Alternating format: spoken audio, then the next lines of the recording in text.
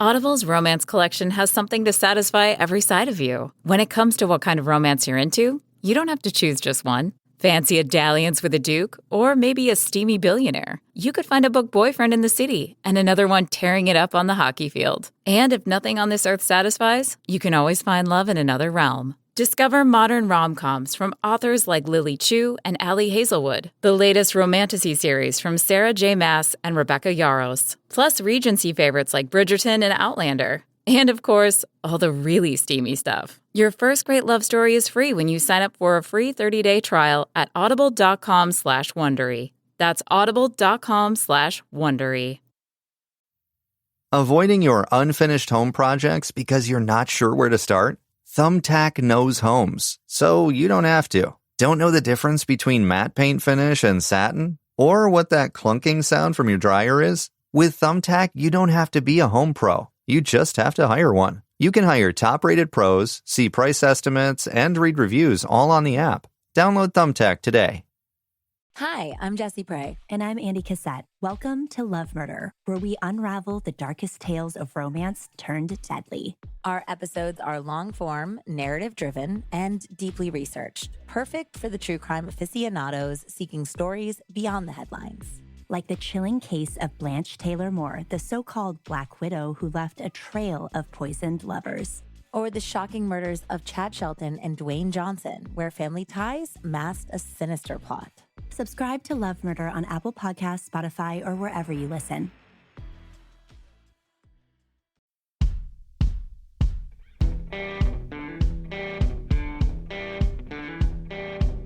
I'm Brett. And I'm Alice. And we are the Prosecutors.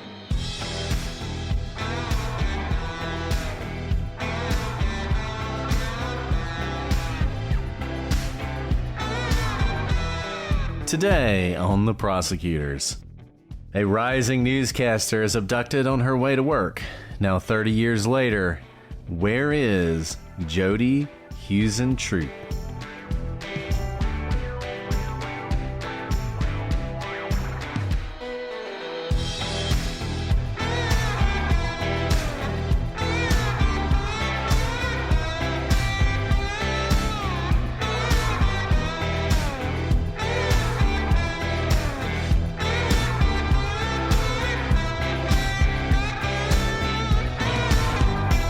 Hello, everybody, and welcome to this episode of The Prosecutors. I'm Brett, and I'm joined, as always, by my triple threat of a co-host with brains, beauty, and buoyancy, Alice.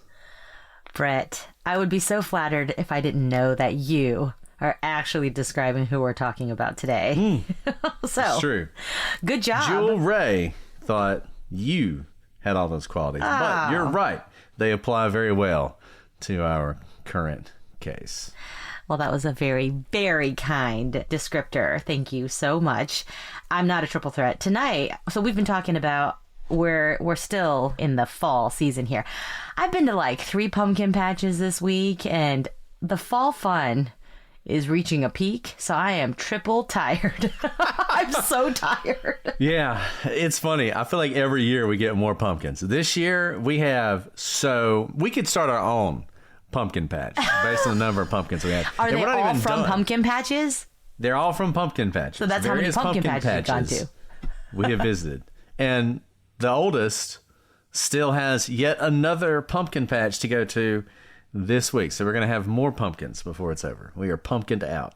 That is pretty awesome. So what we've been doing, because we too have so many pumpkins, but like we live in a really hot climate. The problem is if you cut into them, they'll like completely just like melt and get moldy immediately because of the heat. So we've been cutting them open and baking pumpkin seeds, and my kids love it. They've loved that even more than carving because they get to eat something at the end of it. And pro tip, I make them separate out the flesh of the pumpkin from the seeds, and that itself is a very engaging activity that lasts 30 minutes. Yeah, we carved our pumpkins, or 2 of them. The kids carved their pumpkins last night, and they're already starting to look, even though it's gotten cool here, they're not looking their best. I don't anticipate that these pumpkins are going to last until Halloween, which is not that far away. It's an outdoor oven situation here. It is. It's funny because if you're listening to it, you're like, what are you talking about? Because it's almost Thanksgiving for you. But that's just the benefit of recording ahead of time is you guys get to experience the past all over again. And for us, Halloween's on Friday. So, yeah, can't wait. And then it'll be Christmas time. Not much one for Thanksgiving, as you know, but that's okay. And as for our house, you know that we live for Thanksgiving and Squanto. So those of you who are joining for the first time, we're about to roll right into what we call Squanto season in our house. My second is obsessed with Squanto the man. So much so that he method acts as him. He dresses in deerskin and doesn't wear a shirt for about a month and a half and eats with a wooden spoon. This is quite literally, when we go into the library, he requests exclusively Squanto books, so much so that our sweet librarian has now bought multiple books about Squanto for us. Wow. And they are all checked out by us right now. That's awesome. I love it. It is. So I love it. Those of you who like Thanksgiving, we celebrate it aggressively in our house. Yeah. Well, happy Thanksgiving to those of you. This will be coming out the week before Thanksgiving and probably part 2 the week of Thanksgiving. And today, as Alice mentioned earlier, we are talking about a truly remarkable individual who was stolen from us very early in her life, as Alice was saying, when she disappeared 30 years ago, which is hard to believe. Jodi Huisentruit was really... I mean, she was on the verge of really making it in her career, becoming something big. She was beloved, as you're going to see, in her job. And her disappearance, and really, I think we can just call it what it is, her abduction, is one of the most famous cases in true crime. It's one of the most compelling stories. You always want to remember these are real people who are involved in this, but it is hard to overstate how much this story in this case has affected people. It is a legitimate whodunit, a true mystery. As you guys know, we always like to dive into these cases, even when, as much as I'd like to tell you, we're going to solve it at the end. As you probably can imagine, it's been 30 years. I don't know that's going to happen. But one thing that is so important in cases like this is to keep the attention going, and that's something that the people who are committed to finding Jodi have really grabbed onto. There is a great website called findjodi.com, which has a ton of great information. They also have a podcast, and I gotta say, the guy on the podcast, if you've not listened to it, has an awesome voice. I mean, that guy, his voice is made for podcasting. So if you are interested in this and you want a really deep dive, look up the Find Jodi podcast. It's available really wherever you find podcasts. It's on Apple. It's everywhere. So it's really worth listening to.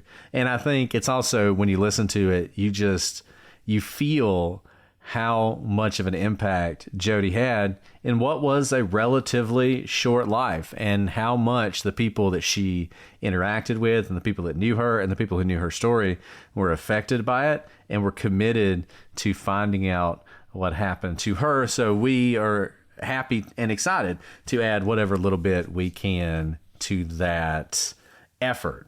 So with that, I think we should go ahead and talk about this case.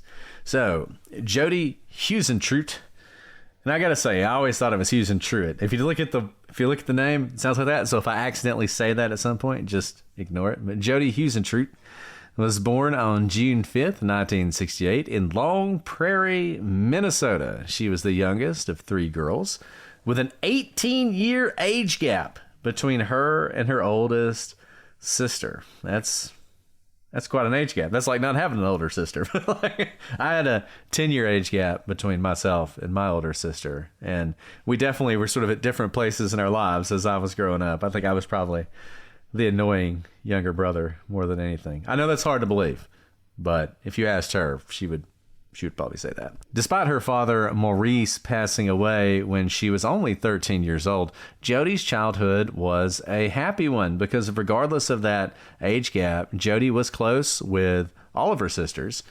and considered her mom to be one of her best friends. She excelled in athletics, particularly golf, but that wasn't the only thing she did. She played golf in the Long Prairie High School team. She twice won the Minnesota State Championship, which is pretty awesome. She was co-captain of the basketball team. She played softball, and she was a member of the student council. So just the kind of person, like I said, that everybody loved. I mean, not to say it, but I'm going to say it. She was the kind of person who lit up a room, right? She was the kind of person who is almost a stereotype of what you see when you look at these true crime cases. And throughout her life, Jodi was often described as positive, upbeat, and friendly.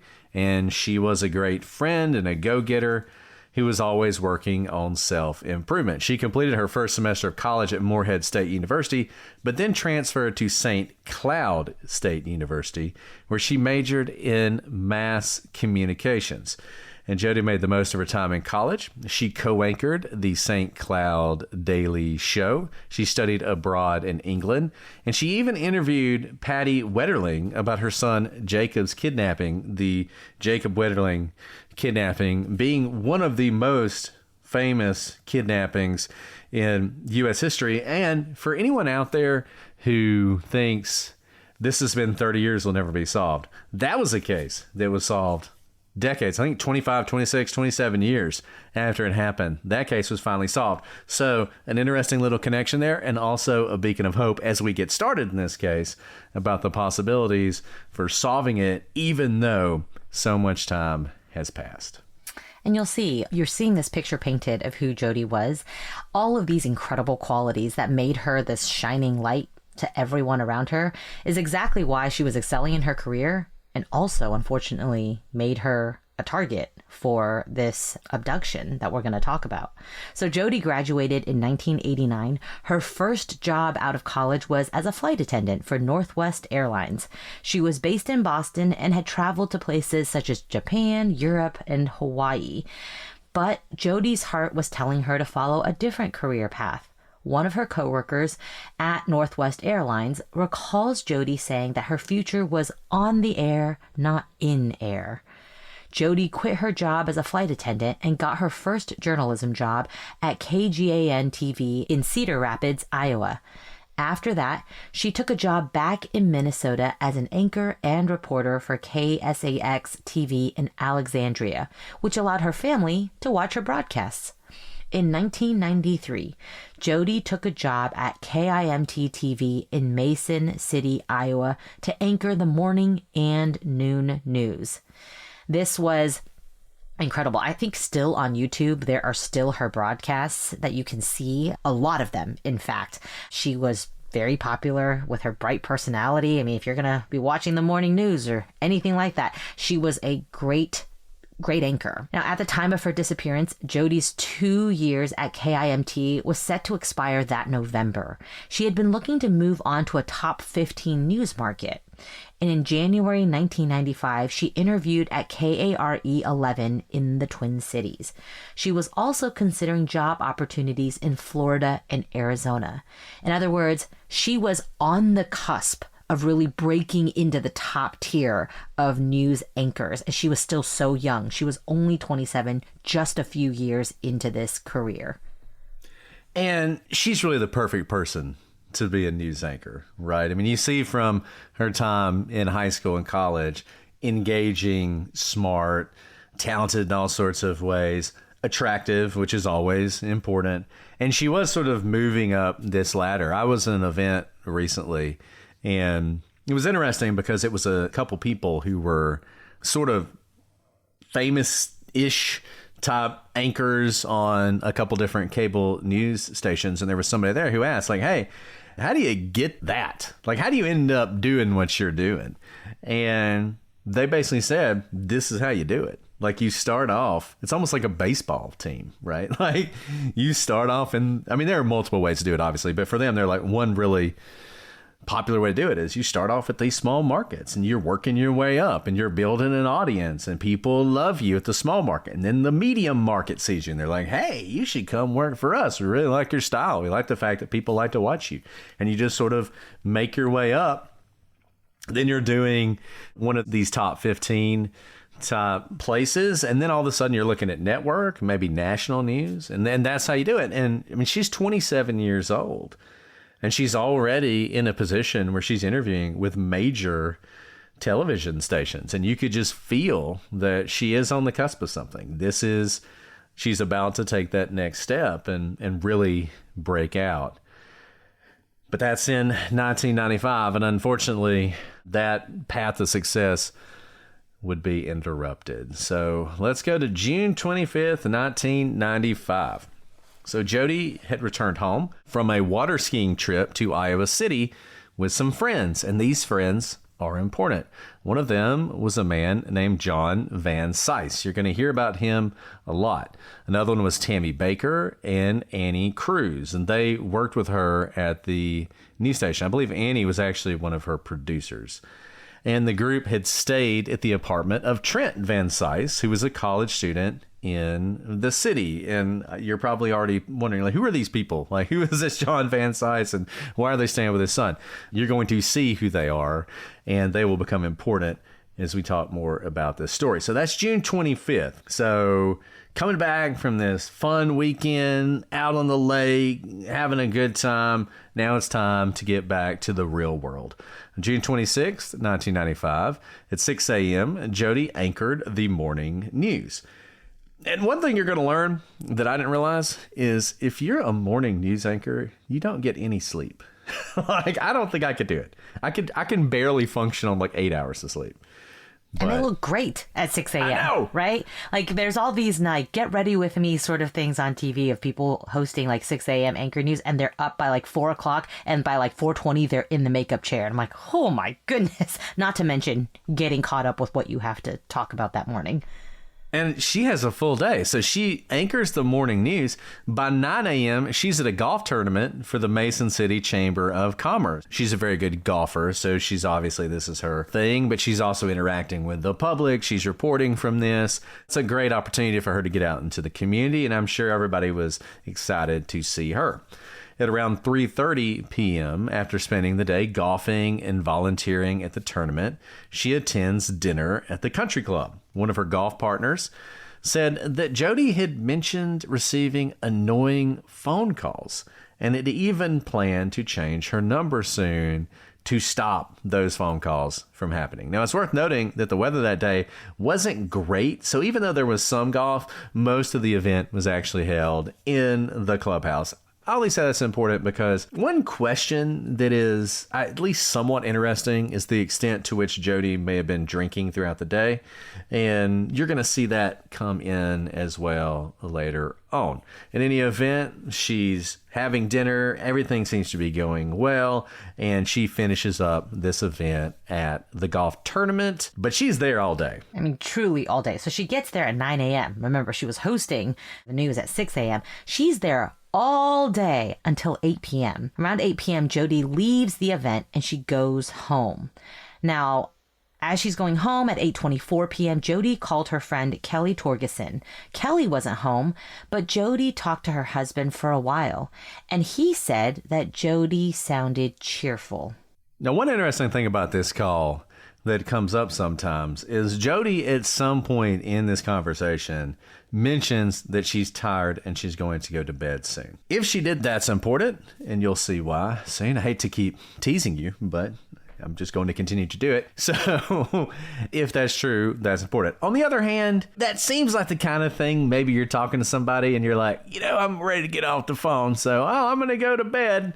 And then what happens next? Who knows? But that's just one thing to note. It's often reported that she says that, and that's often taken as gospel because she said that. That means she's going to bed soon, but that's not necessarily the case. Especially when she's had a fun day, and, well, whatever happens, we don't know. So now rolling into June 27th, 1995. So into the next morning, she has another news show. And like we said, she gets started really early. At 3 a.m., she's normally supposed to be at KIM TV to get ready for her 6 a.m. show, but she fails to show up that morning. Now, she usually arrives between 3 and 3:30 a.m. to prepare for the day. And so her producer kind of waits for a little bit because 3 a.m., okay, she's not there yet. That's when she normally shows up, but give her 30 minutes. Maybe she's just running late after a long day yesterday. But by 4 a.m., Jodi still isn't there. Now it's getting down to the wire with respect to going on air for the 6 a.m. show. Amy Coons, who's a producer at KIMT TV, called Jodi around 4 a.m. when she still wasn't there. Now, Amy told police she'd woken Jodi and that Jodi seemed normal on the phone. In the past, when Jodi had overslept, she would be down to the station in 10 to 20 minutes. Now, 4:30 a.m., neighbors of Jodi's apartment complex will later report hearing a woman scream. Automate your alternative resolution program with Diversion Manager. Diversion Manager is a proven web-based software platform that automates and manages diversion programs. The platform benefits prosecutors' offices and communities by quickly disposing of system clogging, low-level crimes holding participants accountable while providing them with a second chance. Diversion Manager is used by over 600 agencies across the U.S. and provides over 30 online behavior-changing courses addressing a wide variety of traffic and misdemeanor violations and has been shown to lower recidivism rates. Diversion Manager's advanced workflow automates screening, communication, and disposition, eliminating manual steps. It manages processes including registration, fee handling, and document upload verification, increasing productivity. Your office can dispose of hundreds of cases in a matter of minutes rather than days. If you need the support of our fully functional platform, which can be configured to accommodate the automation and management of alternative programs with advanced workflow, communication, reporting, and integration with your case management system, then you need Diversion Manager. Go to diversionmanager.com/podcast to learn more and to schedule a demonstration of our fully functional platform. This episode is brought to you by Progressive Insurance. Do you ever find yourself playing the budgeting game? Shifting a little money here, a little there, and hoping it all works out? Well, with the Name Your Price tool from Progressive, you can be a better budgeter and potentially lower your insurance bill too. You tell Progressive what you want to pay for car insurance, and they'll help find you options within your budget. Try it today at Progressive.com. Progressive Casualty Insurance Company and Affiliates. Price and coverage match limited by state law. Not available in all states. Guys, y'all know that Alice and I are overrun with children, and the thing we want more than anything is for them to grow up healthy. But the problem is, typical children's vitamins, they're basically candy in disguise. They're filled with 2 teaspoons of sugar, unhealthy chemicals, and other gummy junk growing kids should never eat. That's where Hiya comes in. It is the pediatrician-approved, super-powered, chewable vitamins. Instead of having a ton of sugar, it is supercharged with 15 essential vitamins and minerals, including vitamin D, B12, C, zinc, folate, and many others to help support immunity, energy, brain function, mood, concentration, teeth, bones, and more. You guys know me. I care so much about what goes into my kids' bodies, and I'm so glad there's now a vitamin, Hiya, that meets all of their needs, but without all the gunk that fills typical children's vitamins. All of my kids, especially the 2-year-old who is so picky, loves Hiya vitamins. They're actually the ones who ask me for Hiya vitamins every day. They always say, "Mom, don't forget it, don't forget it." They treat it like a treat because it's so good, and I know I'm giving them all the things that they need to grow up healthy. I also recommend checking out their new Kids Probiotic and Nighttime Essentials. We've worked out a special deal with Hiya for the best-selling children's vitamin. Receive 50% off your first order. To claim this deal, you must go to hiyahealth.com/prosecute. This deal is not available on their regular website. Go to hiyahealth.com/prosecute and get your kids the full body nourishment they need to grow into healthy adults. At Arizona State University, we've made online education better, smarter, and more personalized so you can go further in your aspiring field. I decided to pursue medicine once I realized that ASU did have the online program for biological sciences. You're still required to learn the same curriculum. You're still being tested on the same content that anyone would be tested on in person. The comprehensiveness of the program prepared me so well for medical school. Explore over 350 plus programs at asuonline.asu.edu. Run, don't walk. Olive in June is having the biggest and only sale of the year. I'm Sarah Gibson Tuttle, founder of Olive in June, and I have to say, one of my favorite things to do is gift. And gifting Olive in June is the perfect way to share the joy of a salon-quality manicure at home with friends and family. With our systems, tools, and high-quality products, there's no need for the pricey salon visits. And during our sale from November 13th to December 1st, you can get 25% off every product plus surprise gifts. So whether you're stocking up for yourself or giving the gift of beautiful nails, now is the time. Get 25% off every product from November 13th to December 1st. Perfect for gifts, for stocking up, for treating yourself. Visit oliveinjune.com/shop25 for 25% off. That's oliveandjune.com/shop25 for 25% off everything. Parles-tu français? Hablas español? Parli italiano? If you've used Babbel, you would. Babbel's conversation-based techniques teaches you useful words and phrases to get you speaking quickly about the things you actually talk about in the real world. With lessons handcrafted by over 200 language experts and voiced by real native speakers, Babbel is like having a private tutor in your pocket. Start speaking with Babbel today. Get up to 55% off your Babbel subscription right now at babbel.com/Wondery. Spelled BABBEL.com/Wondery. Rules and restrictions may apply.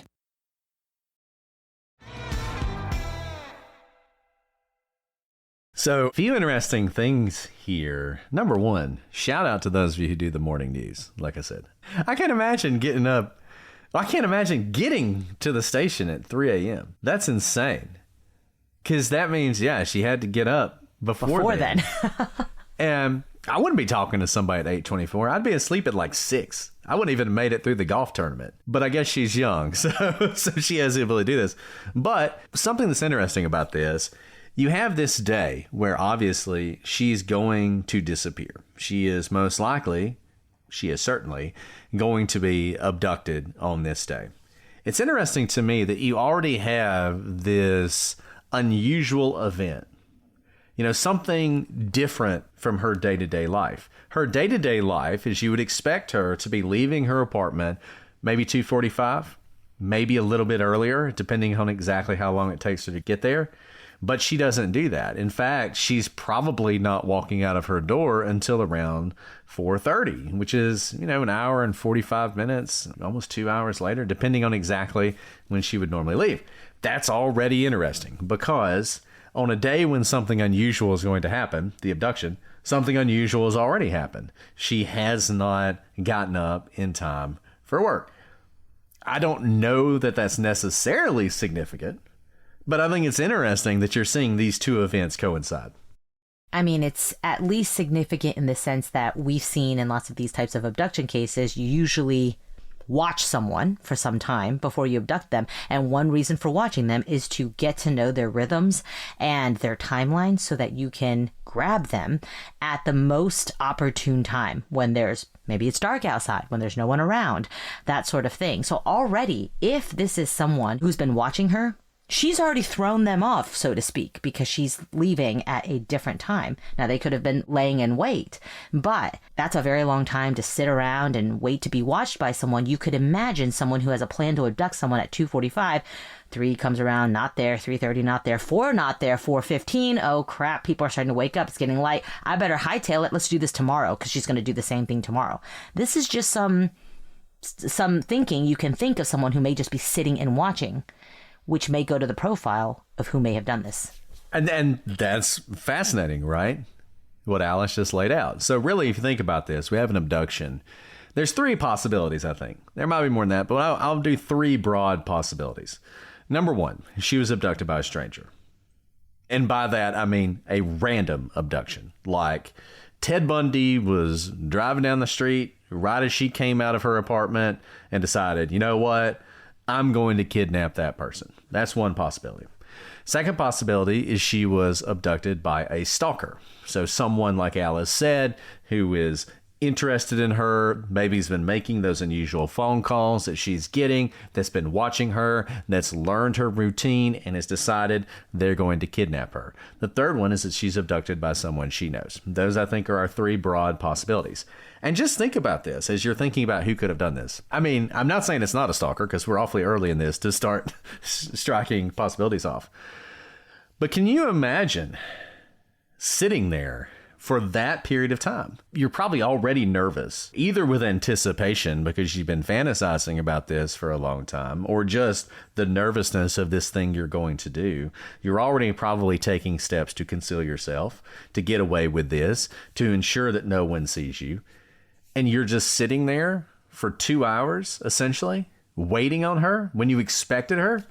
That, to me, says something. It says something about the type of person who would do this. I think it's a strike against the possibility this is just a random stalker, because I would think pretty quickly, once things went wrong, you just say, I'll do it tomorrow. You know, I don't know what's going on here. Maybe she's sick. Maybe she's not going to work. It's been an hour. People have probably seen me, or they've seen my vehicle or whatever. I'm getting out of here. I'll try this again. But whoever did this was not put off by this fact. They went ahead and took action anyway. One thing that's often said is that, according to Amy, there was no one else with her. She spoke to her, and there was no indication that anyone else was there. Okay, that's fine. There is no indication that anyone was there. That's a fact that's worth knowing.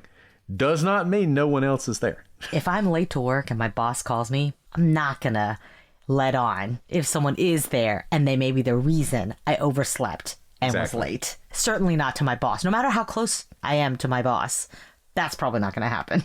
And if I'm the person who was there, I'm not going to be like, who's that on the phone? I'm going to sit there in absolute silence until they're done with the call, right? So I find that to be completely irrelevant. Not irrelevant. I mean, it would obviously, if she heard someone in the background, that would have meant something. She didn't hear that, but that doesn't mean there wasn't anyone there. Well, okay, since we're all analyzing this, I do think it means something. If it was someone there, it likely wasn't someone there. In my mind, it would not be someone who Amy knew or who was often there. Because if everyone knew, like, of course, if you called my house, it would be weird if you didn't hear my kids and my husband in the background.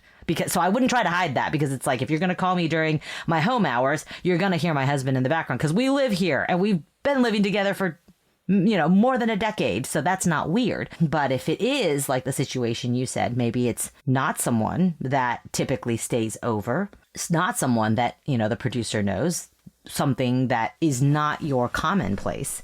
Then I can see the situation where both Jodi and the other person would just, it's not nobody's business. We're not going to talk about it. Now, I said this is unusual. It wasn't that unusual. As you may have noted, it happened enough, she would oversleep enough, that her producer actually had in her mind how long it typically took her to get there. So she had overslept before, which is probably not surprising. I mean, when you're trying to be somewhere at 3 o'clock in the morning, you got to sleep through some alarms, right? That's going to happen. So even though it's unusual, it wasn't unusual in a way that raised any alarms, right? So I don't think at this point that Amy was thinking, oh no, Jodi's probably been kidnapped. So she calls her, you know, Jodi seems fine. Obviously, she's probably a little harried that she's late, but she's going to be there. But this call's at 4 o'clock. And Amy's expecting her to be there in 10, 20 minutes tops, right? But by 5 a.m., she still hasn't shown up to work. So Amy calls her again. But this time, the call goes unanswered. So that's at 5 a.m. At 5:35 a.m., the sun rises. I think this is important because, remember, that scream was heard around 4:30. The sun doesn't rise until an hour later. Now, once again, as we often talk about with sunrise and sunset, it's not as if at 5:34 it was pitch black and at 5:35 it's daylight. That's not true. But even though it might have been brightening somewhat at 4:30, given that sunrise wasn't until over an hour later, I'm going to say at 4:30, still pretty much pitch black where Jodi lived. So 6 o'clock comes, Jodi still isn't there for the 6 a.m. news. Amy is angry at her initially because now she has to anchor the news in her place. But by the time she finishes with that 6 a.m. show, she knows, look, Jodi's been late before, but she's never not shown up. And in the broadcast world, I mean, that is the cardinal sin, not showing up. I mean, you just don't do that. I mean, it wasn't like Jodi. So she asked the station manager, because she has to continue on with the news broadcast, at around 7:13, she asked the station manager to go ahead and call the police and request a welfare check and make sure there's nothing wrong with Jodi. And so at 7:13 a.m., the station manager calls the police. And this is where things immediately appear suspicious. And I'll say this. We talk about disappearances all the time, and we talk about the things that go wrong. People are not reported missing because it just so happens their roommate's out of town, or they had off work, or they had a transient lifestyle, or the police didn't take it seriously, and so it takes days, and evidence is lost. And that's one of the reasons we're still talking about this disappearance. That is not the case here. Recall, 4:30, you have that scream. Now, I will say this. Ordinarily, I don't take these kind of reports that seriously. These are reports that came in after she disappeared. You know, it's 4:30 in the morning. It's in the middle of a city. What does it mean to hear a scream? None of them obviously thought it was important enough to call the police, et cetera, et cetera. But the fact that she gets the call at 4, she's normally there 10, 20 minutes later, and then you have people saying around 4:30 we heard a scream. I think we can say she was abducted between 4:20 and 4:30. I'll give that the time may not be exactly accurate, but I think we can say she was abducted around there. So let's assume, just for the sake of argument, that she was abducted at 4:20. 7:16, the police are responding. So that's 3 hours later. So she's been abducted 3 hours later. The police are on the scene. They show up at this apartment complex. It's the Key Apartments at 550 North Kentucky Avenue in Mason City, Iowa. And this is not a circumstance when the police don't take it seriously or don't think something happened or assume maybe the person just decided to run off and start a new life, because they immediately see evidence of an abduction. They see Jodi's red Mazda Miata. Basically, as they get there, they're pulling in. There's a parking lot. They know to look for that car. They see it parked there, and they know she has been abducted. They find her blow dryer, her hairspray, her earrings. These are all scattered along the ground near her car. They also find her red high heels, and they find drag marks on the pavement and in the sort of dirt that's on the pavement. They also find her car key. It is on the ground and it is actually bent. So this is evidence to them that something very violent and very sudden happened near that car, resulting in all of these items being spread around. Once again, this immediately appears to be an abduction. The police, they're calling in the investigative division immediately. The detectives, they arrive, they're on the scene, they start processing it. They're going to find a partial palm print. Where exactly it was found is a little in question. Most of the places I've seen say that it was found on Jodi's car, though I have seen that it was found on a nearby light pole. I mean, this is like the fog of war and investigations. I'm not exactly sure. Depends on the source. I think probably on the car, because I think the car is more significant than the light pole, personally. But who's to say? Now, obviously, palm print on a car, as we've said 1,000 times, could have been a lot of different people's. But they don't have a whole lot to go on right now. So that's the first thing. We've got a palm print. It will also be reported that the police found a single strand of hair. Now, exactly where they found it and why they know it's significant is a little hard to say.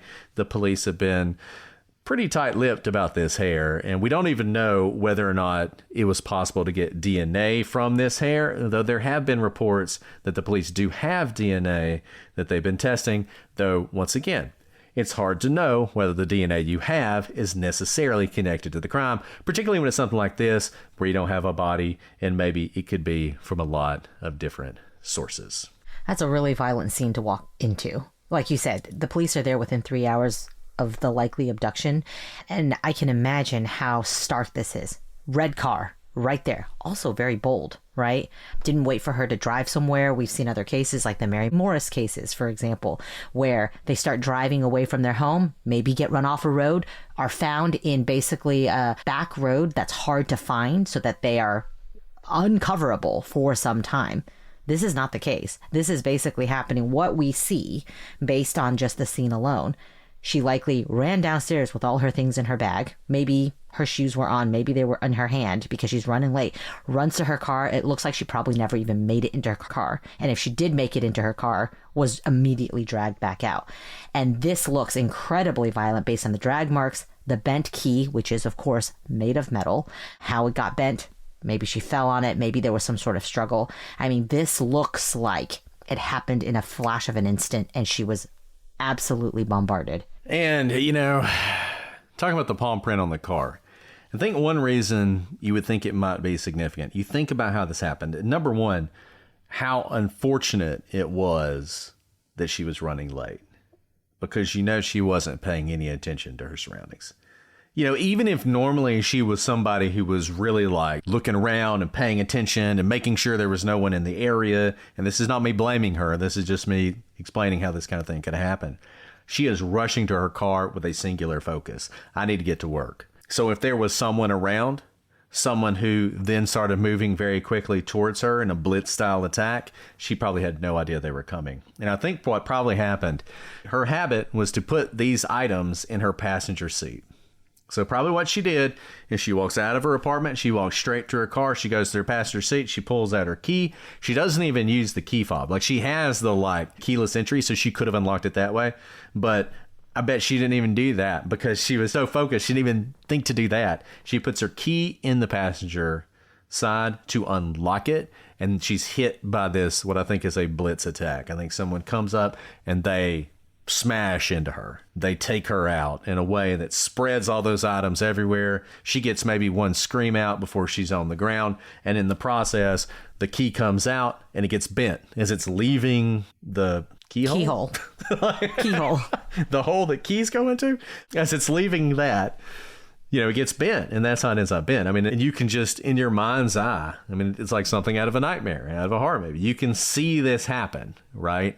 And I think that's what happened. And like Alice said, the police know this is not an accident. This is not somebody was trying to rob her and it went wrong. It's nothing like that. This is an abduction. Police find no blood. There's no blood anywhere. So she wasn't shot or stabbed or anything like that, at least on the scene. She's just taken. She's just gone. So the police immediately launch an investigation and a search for Jodi. They canvass the apartment complex. They're talking with neighbors, and this is when they start to get those reports that they heard a woman scream around 4:30 a.m. But once again, they didn't call the police because who calls the police? Maybe you're sitting out there and you're thinking, if I heard a woman scream, I'd call the police. I've lived in the city. I've heard a lot of screams. I sleep to the sound of gunshots. I have never called the police. I'm just like, oh, sounds like that one's got a machine gun conversion device on it. Yeah. I wonder if they're out of bullets yet.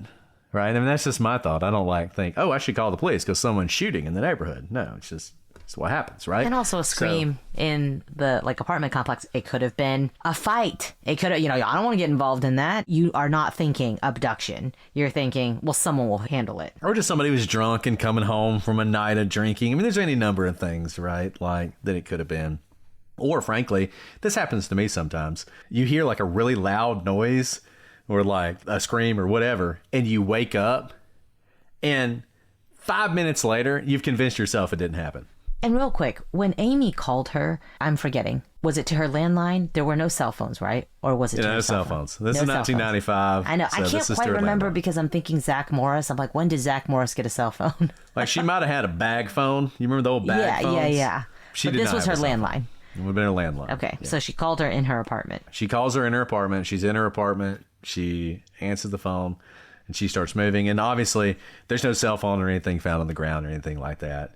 So we don't have any of that. And once again, you think about the advances. What's the first thing you would do if you're the police now? You would try and get a geofence warrant. You would be doing tower dumps. You would be trying to figure out what are the cell phones in the area at that time to try and give you leads. You'd be doing cameras on the light poles. You would be doing tag readers. Because you guys may not know this, but there are tag readers all over your cities and on the interstates that are constantly reading the tags of everybody who drives by. And we can pull those. And we can see everybody who drove by this spot at this time. Right? That's the kind of thing you'd be looking for. And in this case, you'd have a little bit more to go on. Because, like every crime that was ever committed in the history of mankind, there were witnesses who said they saw a van parked in the parking lot around the time of the scream. This is often described as either a white van or a light colored van. And obviously it was one that the person who described it was not used to seeing in the area. And if this is someone who is doing some sort of blitz style attack, I mean, think about this. They had to have a vehicle and it had to be close by, because you have to hit Jodi. You have to get her in your vehicle and you got to get out. You're not going to like take her anywhere bodily. You're not going to throw her over your shoulder and walk somewhere, right? I mean, I guess it's theoretically possible that someone living in the apartment complex could have done this and then taken her back to their apartment. I mean, that's a possibility, right? I don't think anyone thinks that's what happened. So if that's not the case, there has to be a vehicle. So this may be an instance in which a van was actually involved in the crime. And this has become a key piece of evidence that everyone who discusses this and every police officer who's ever looked into this case has focused on. But that's not the only thing that happened. So the police are there, they're processing the scene, they're like trying to figure out what happened, and who shows up but Jodi's friend, John Van Cise. So you may recall John Van Cise was the guy that she went out on the lake with. He is an older man, probably 20 years. I forget exactly how much older he is than Jodi, but he's significantly older than Jodi. He's married, and he has this sort of friendly, depending on who you ask, fatherly style, maybe older uncle style relationship with Jodi. Pretty much universally said that it wasn't romantic, though obviously people have debated that until the end of time. And he appears at the crime scene. And this will be one of several things he does, which immediately make him suspicious to the police. And I've never seen definitively it stated how he knew something had happened, though apparently by this time, word was spreading. Even though there was no internet, there's no cell phones, there's no Facebook Messenger, people were calling people, friends were calling people, and they were saying, hey, something's happened to Jodi. She didn't show up to work. The police are at her apartment. Something weird's going on. He hears this. He doesn't live that far away. I've heard varying things, but I think some people say he lived as little as 5 minutes away. So he gets in his car and he drives down to see what's happening, and from his perspective, to see if there's anything he can do to help. He tells investigators that, wouldn't you know it, he was the last person to see Jodi, because always good. So now he's shown up at the scene of the crime, and he's like, I'm the last guy who saw her, probably. And he volunteers it. And he volunteers it. We have seen this before in other cases, by the way. Yes. And going both ways, right? Absolutely. Absolutely Yeah. going both ways. So he says that Jodi had actually come by his home the night prior to watch a videotape that he had recorded of her surprise birthday party that had occurred the week before. So she'd had this birthday party. Of course, Van Cise had a camcorder. He records it. He's like, hey, come watch this video. What's interesting about this? He says that the visit happened after the golf tournament, though whether it was immediately after or later in the night has never been clear. But recall the timeline, and this is why I mentioned this to you earlier. She leaves that golf tournament at around 8. Say that she left at 7:45 to give her a little bit extra time, right? She's on the phone with somebody at 8:24. So there's not a lot of time between when she left and 8:24 to see John, to go over there and watch this video. And another thing, if she did that, it was a pre-planned type of thing, because what do we know? she didn't have a cell phone. So John couldn't call her while she was at, or I don't think she had a cell phone. If she had a cell phone, write in and tell her she had a cell phone. We'll correct it later. So John couldn't call her. I mean, I guess he could call the golf course and be like, hey, get this message to Jodi. I mean, people did that kind of stuff back then, but he's never said that. So she wouldn't have known I need to go. So then you have to imagine she drives back to her apartment. She talks to him. She goes over to his apartment. She then watches the videotape. Then she then turns around. She comes back to her place and she's on the phone by 8:24. Or alternatively, knowing that she had to be at work by 3 a.m., after 8:24, and after that conversation where she said she was going to bed, she then left her apartment to go over to John's place to watch this videotape, if that's what she was doing. Either way, he says she watched it the night before with him, so he saw her. He was at least one of the last people to see her, if not the last person before she was kidnapped. As the air turns crisp and the holidays draw near, comfort becomes the best gift of all. Quince delivers layers that last, sweaters, outerwear, and everyday essentials that feel luxurious, look timeless, and make holiday dressing and gifting effortless. Quince has it all. You guys have heard me talk about it. I travel in Quince. I go to court in Quince. I lounge around the house in Quince. They truly have the most luxurious items for an amazing price. Take their $50 Mongolian cashmere sweaters. They're made for everyday wear, and I was just wearing their denim today. It never goes out of style, fits amazing at an amazing price point. I go to court in their silk tops and skirts that add incredible polish, and their down outerwear is built to take on the season. It's perfect for gifting or upgrading your own wardrobe. I've said it before, I love Quince, and if you guys have seen me lately, I am wearing it. Whether it was at CrimeCon or on a Hulu documentary, I'm wearing either a sports coat, or maybe some Quince shirts, or maybe all of the above. And you can get Quince as well. Now is the time to do it. Step into the holiday season with layers made to feel good, look polished, and last from Quince. Perfect for gifting or keeping for yourself. Go to quince.com/prosecutors for free shipping on your order and 365-day returns. Now available in Canada too. That's QUINCE.com/prosecutors to get free shipping and 365-day returns. Quince.com/prosecutors. As the holidays approach, I've been soaking in those cozy evenings at home, a good movie, a warm blanket, maybe a fire crackling in the background. But it's also the season for getting together with friends, and a great bottle of wine fits perfectly in both moments. That's why First Leaf has become my go-to. They make sure I always have the perfect wine on hand for quiet nights in or gatherings with people I love. First Leaf is a personalized wine club that knows my wine preferences better than I do. Every month, they send me a customized selection of wines that I'm guaranteed to love. And getting started with First Leaf was a breeze. I just answered a few quick questions about my wine preferences on their website, and they put together an amazing assortment of top-notch wines just for me. And it all gets delivered right to my door. Alice, just recently my wife and I, we made pasta with shrimp. It was amazing, but I needed some white wine. And I opened the bottle, and it was my last bottle of white wine from First Leaf. And I said to my wife, I need another shipment. And you're going to be saying the same thing. It is so amazing. It's going to turn you from someone who just drinks wine maybe casually to someone who really understands your own taste. You are going to love it. And let me tell you, if you don't, First Leaf has a 100% satisfaction guarantee. So what are you waiting on? Get cozy and pour that perfect glass, because great wine nights start with First Leaf. Head to tryfirstleaf.com/prosecutors to sign up and get 50% off your first box of 6 hand-picked bottles. That's TRYFIRSTLEAF, tryfirstleaf.com/prosecutors.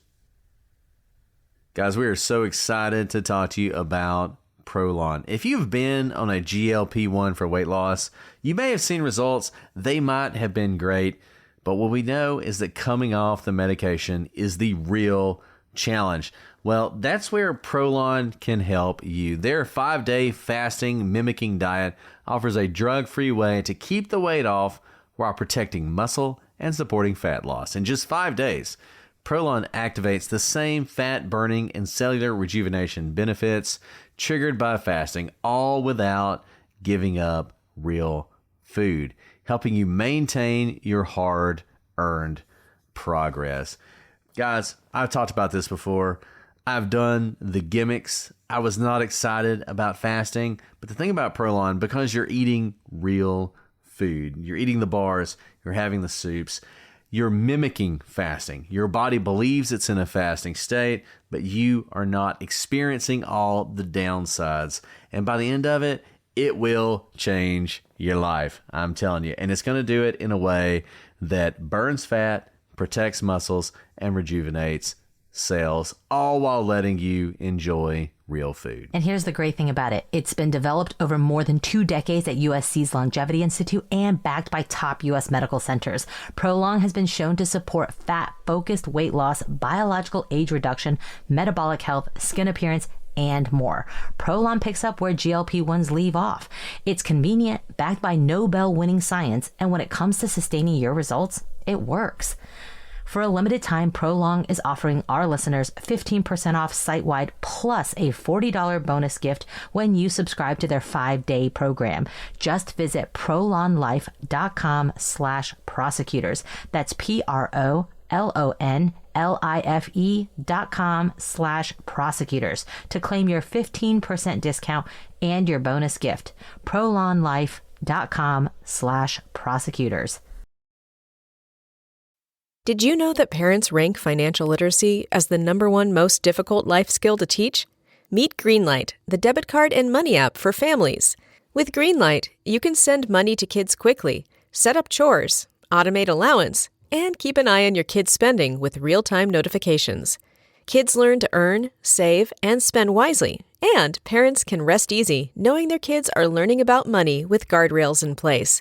Try Greenlight risk-free today at greenlight.com/Wondery. If your eyes are the windows to your soul and your glasses are the windows to your eyes, then it's pretty important to find your perfect frames.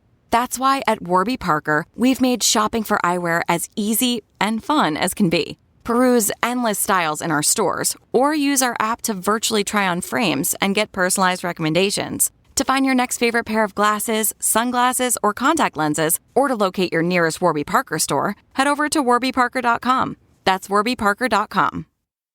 The holidays are here, and that means it's the most wonderful time of the year to save with Rakuten. Use Rakuten to stack cash back at your favorite stores on top of holiday sales. That's savings on savings. With Rakuten, you get cash back on gifts for everyone on your list. From toys for the kids, to kitchen gear for the person who loves to cook, to electronics for everyone. You can even save on something for yourself. Just shop the stores you love and cash back is automatically added to your account. And you can get paid with gift cards, PayPal, or check. Or eligible American Express card members can even choose to earn membership rewards points instead of cash back. It's truly a no-brainer. Join for free today and get a new member bonus after minimum qualifying purchases. Just go to Rakuten.com, download the app, or install the browser extension. That's RAKUTEN. Terms and conditions apply.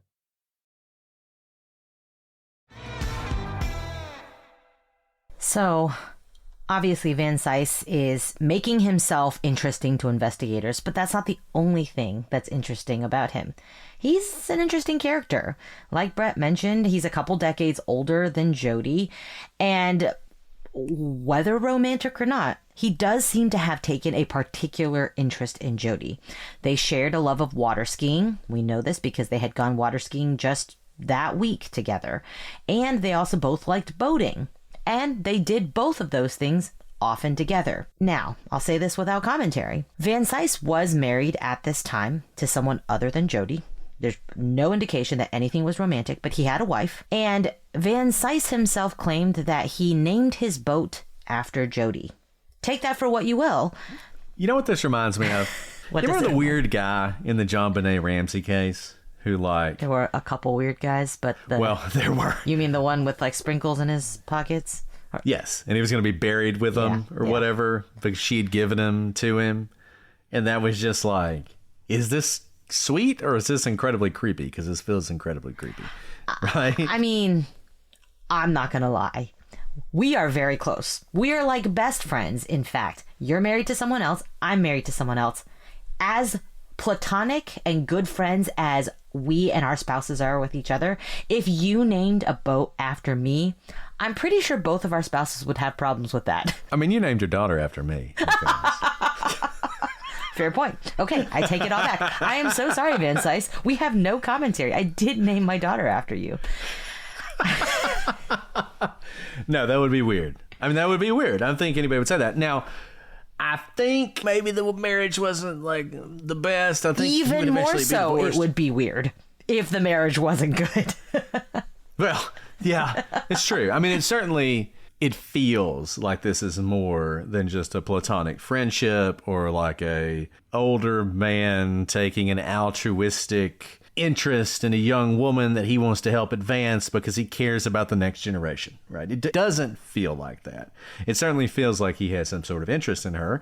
And obviously, when she disappears, people are going to wonder, was this the kind of interest that very quickly turned into obsession? Maybe he was romantically interested in her, because it's always, just because she says, oh no, there's no romantic interest between us, doesn't mean he feels that way. Right? Like, he may very well think, no, this is going to go somewhere, and then it doesn't, and he sees her that night. It's not hard to construct a scenario where she comes over, see the birthday party video, and he's like, the greatest birthday gift is getting to spend time with you or something, like, and she's like, John, we have to just be friends. I'm not interested in you. And he decides at that point, well, I can't be without you, right? And he drives over and he waits and whatever. Like, it's very easy to construct that story. And so he's going to be a person that people focus on, and we're going to talk about him a lot as we continue to look at this case. So the police have what is a very obvious crime scene right around this vehicle. And the next question is this a crime scene or the crime scene? We talked about this in the West Memphis 3. Is the creek in West Memphis 3 a dump location, or is it a murder scene, right? Because those are two very different things. Obviously, the parking lot is right next to the apartments where Jodi lives. And so you've got to think, well, if she's being attacked at her car, is this something that also involves the apartment? So the first thing they do, of course, once they see the car, is they go inside Jodi's apartment. But curiously, nothing inside her apartment appears out of the ordinary. No struggle. It just looks like the way it normally does. But they still get search teams assembled consisting of the Mason City Police Department and volunteers. I mean, people are flocking because she is a known person, a personality on TV that people watch every morning at noon. She is known to more people than she knows herself. And these rescue teams get together. They converge to search for Jodi. The rescue teams also has divers, police dogs are brought in. I mean, they are pulling out all the stops. They begin searching the immediate area and a 2-mile radius surrounding it. Because as Brett noted, this is not a situation where she's just been dragged to a location. Because of how quickly this all had to happen and because her stuff is still there, the drag marks end.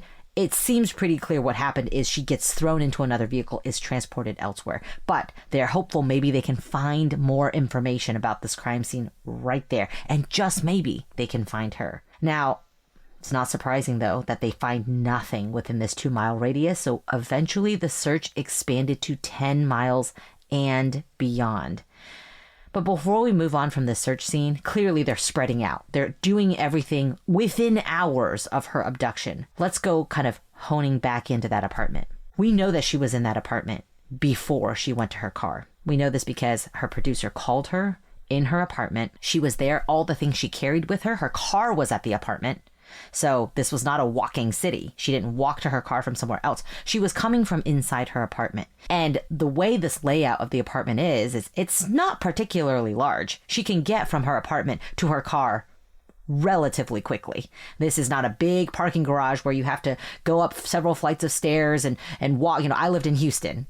And apartment complexes could have these multi-layer garages. No, this is basically her car is essentially outside of her door. She gets there within seconds, 30 seconds. Yeah. This is not I think 30 seconds is like an extreme.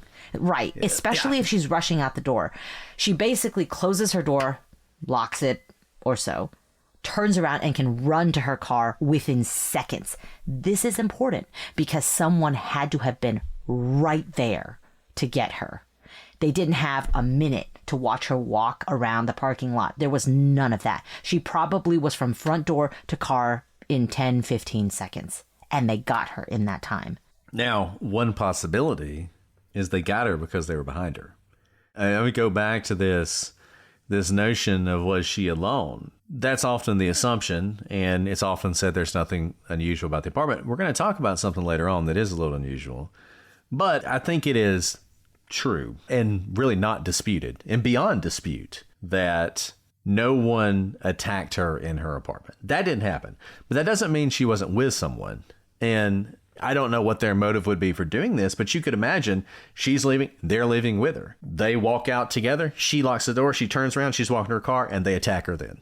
Like, that's the attack. And it's not somebody waiting outside for hours, waiting for her to appear. It's someone who knows exactly where she's going to be, exactly when she's going to be there, and decides for whatever reason, either because they pre-planned it or because this was what they decided to do right then, to attack her in that moment. Hard to say exactly, of course, but a possibility. And one of the things that's frustrating, there's a couple things that are frustrating about this case. I mean, number one, this is going to be one of those cases where we're going to give you possibilities that are basically impossible to disprove because there's not a lot of evidence here. So we're going to, at the end, try and narrow this down a little bit, but there are a lot of possibilities here. The other thing that I'll say is frustrating, but it's not, is how responsive the police were.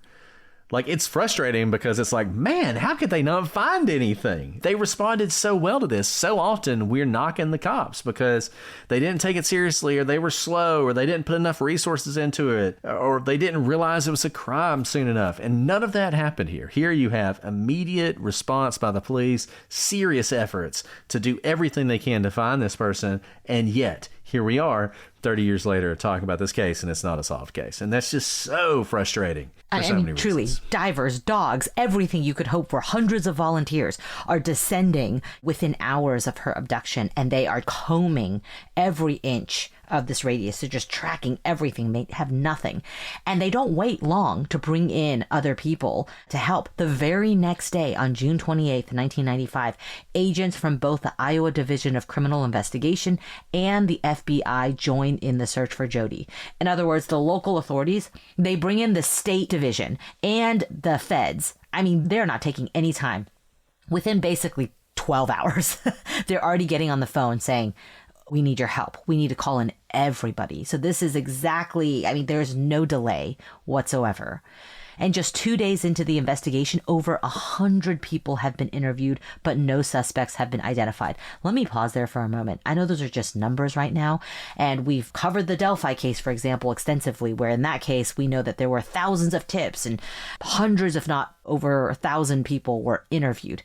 That case was investigated for years. We're talking in just 48 hours. Each of these 100 people, over 100 people, had to talk to an investigator. It didn't take a minute. It probably took some time. And they wrote reports on all these. You can see how there's a massive effort. People are working around the clock. But also, can you imagine writing 100 reports after 48 hours? I mean, you have to keep all these things straight. You can see how, by the way, investigative files can be very difficult to put together. And this is exactly what we mean when we say, there are limited resources. You have to decide how you're going to go about an investigation. To write 100 reports takes immense time, not to mention talking to 100 people with the amount of concentration and background to be able to interview them appropriately and correctly that will be helpful for your case. And despite all these efforts, still nothing. On July 1st, 1995, people are just, they want to do anything they can help, and an award of $11,000 is announced. July 2nd, 1995, helicopters are used to search Mason City and the area southwest of it. It is not every case that you're able to get helicopters in. They're expensive. You have to make sure that you have access to them. And if they're being used for one thing, they can't be used for another thing. But here, within days, we have helicopters circling the area, seeing if they can spot anything from above, because the hundreds of searchers, divers, canines have been unable to find anything thus far. And on July 3rd, 1995, this is just a week later, police actually call off searches for Jodi, but they continue to diligently work the case, which is being treated as an abduction so far, because they have no other indication that, for example, she's been murdered. So there's still hope that they're going to find her, but at this point, this is like out of a movie. This is how I imagine a human trafficking situation happens in the worst case scenario. We've obviously talked about human trafficking, that actually it's usually much less dramatic than this. It's usually a vulnerable person who goes with someone who has control over them. This is what people think of when they think of in the movies of like a human trafficking situation. So we have only begun to scratch the surface on this case. Next time, we're going to dive more into the rest of the timeline, but also some of the unusual things about this case. We're going to talk more about the evidence. We're going to talk more about the state of the apartment, some weird things about the state of the apartment. We'll talk more about van size, and we'll talk about other people who are persons of interest in this case. And recall, this case is 30 years old, but I will tell you, it is one that continues to have attention drawn to it. Within days of when we've recorded this, there were a flurry of articles about this case and about a potential suspect in it. So don't feel like this is one that can't be solved.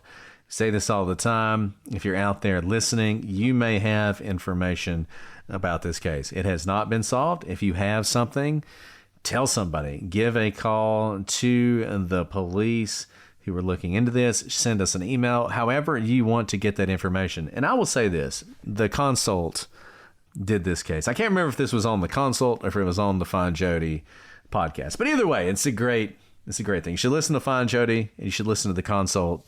They did, I believe, 3 episodes on this. Great episodes. You'll enjoy them, as always. Always good to hear their perspective on these things. But somebody on one of those podcasts mentioned that if you've had a tip and you called it in and you never heard anything back, consider calling it in again, because it's possible it fell through the cracks. And if it didn't and they've already covered it, no harm done. But if you remember Delphi, that tip, there was a tip that got lost for several years and was only discovered because a volunteer found it. So don't think that you might not have information. Like I said, we're 30 years into this. There's nothing wrong with reinventing the wheel on some of this investigation. So if you have any information on this, I hope you will reach out to the authorities and share it. The contact line for this, the Mason City Police Department, is 641-421-3636. And this is one that absolutely can be solved. Well, look, I think you already see how interesting this is. I hope you guys will join us next week as we look more into this. Alice, do you want to answer a question? Let's do it. Let's do it. Remember, if you leave a 5-star review on either the Prosecutors or the Prosecutors Legal Briefs, we will answer a question. Just leave a question and we will answer it. We always enjoy answering your questions. As we often say, Legal Briefs is the fastest way to get your questions answered, but we love questions on the Prosecutors as well. Okay, let's see. This is from Moon Koala, which is a great name. Moon Koala wants to know, have you ever given any consideration to teaming up with a forensic psychologist to get an assessment on one of the cases? Is that like, would Julia be a forensic psychologist? Or, yeah, I don't know if that's different or not.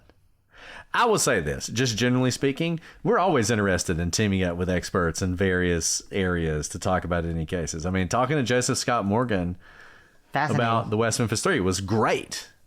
It was so awesome. So I'd love to do that. And we have talked to different psychologists. I don't know about forensic. There are many psychologists, and I guess you could get them qualified as forensic for whatever reason if it's for a case. But we've talked to lots of psychologists. We love it. I think the brain is wildly interesting. I can't claim to know everything about it. So yeah, if you have someone in mind, send them our way. Would be happy to talk to them.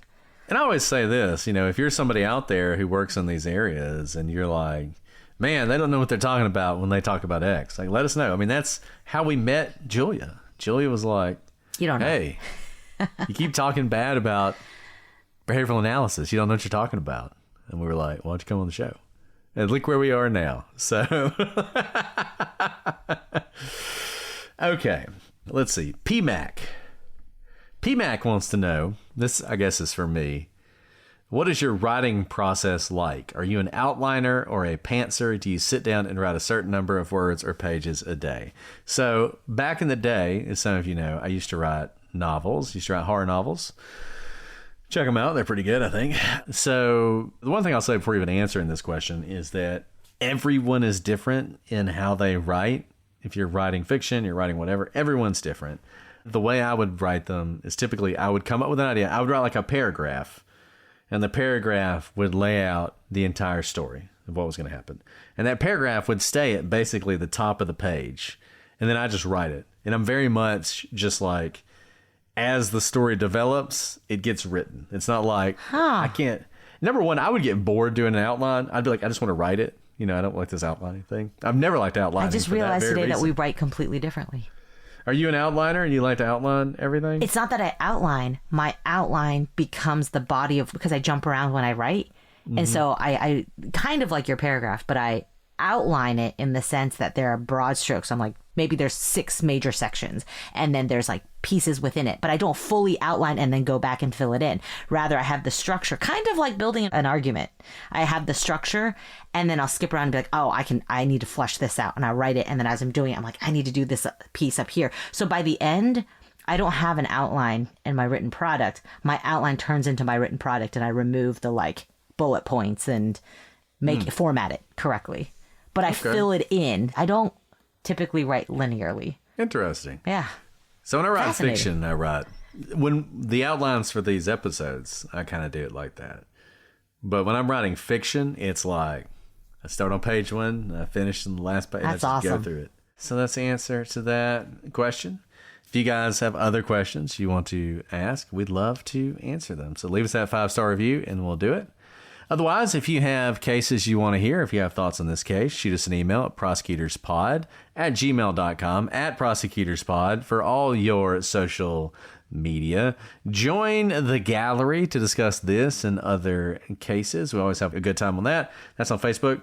We now have we've had it for a while, but we sort of reinvigorated our Discord server. I don't know anything about that. Y'all go forth and make it great, right? Like, y'all do whatever you want to on Discord. Check that out as well. Or if you want to watch us record these episodes, join Patreon for $3 a month. If you don't want to watch us record them, but you would like to get them early and ad-free, same deal. Join Patreon for $3 a month, and you'll get the edited episodes without ads before their official release. All right, Alice. Well, do you have anything else to add before we sign off for today? No, this is a fascinating case. And whatever, all of these cases are devastating because Jodi was on a rocket ship to the heights when she was snatched quite literally from all of us at age 27. But the reason this type of case makes me really excited to cover is because I do think it's solvable. And the only way to do that is some piece of knowledge that exists out there. Within 30 years, it could still be there. That timeline, if it can be solved in this timeline, is quickly waning. But there could still be a piece of information out there that will lead to answers in this case. And so listen to every bit of the timeline here and see if there's something maybe you or someone would have known or something we're missing that may help trigger in someone's mind what happened here. Alice nails it, as always. All right, guys, we'll be back next week with more on this case. But until then, I'm Brett. And I'm Alice. And we are the Prosecutors.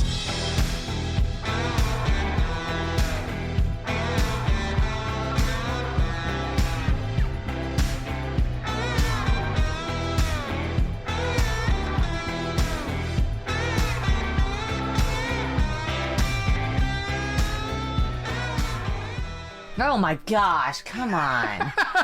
It's just as creepy now, even with that. No, that's the grossest thing ever. Gross. Oh, please, no. You've got to stop that. This is not cool. I did a whole entire episode. That's enough. Okay. Like dealing with my children. Okay, I'm gonna get a word for you. Hold on 1 second. Huisentruit. Huisentruit. I got it.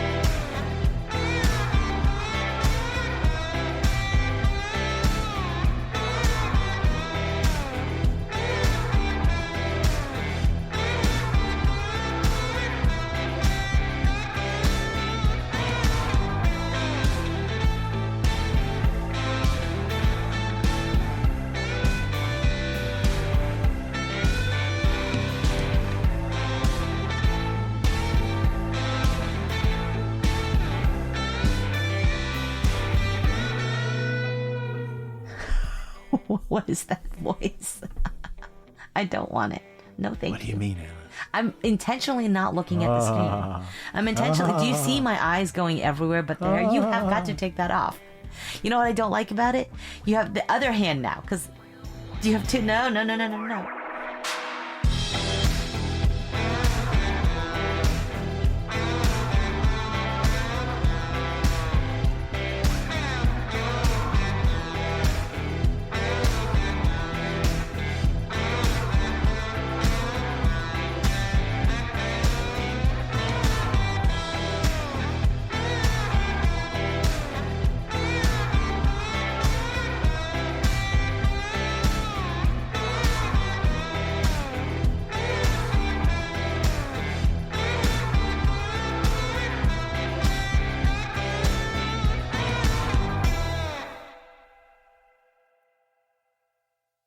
This November, action is free on Pluto TV. Go on the run with Jack Reacher. Every suspect was a trained killer. Then buckle up for Drive, World War Z. Every human being we save is one less fight. And Charlie's Angels. Damn, I hate to fly.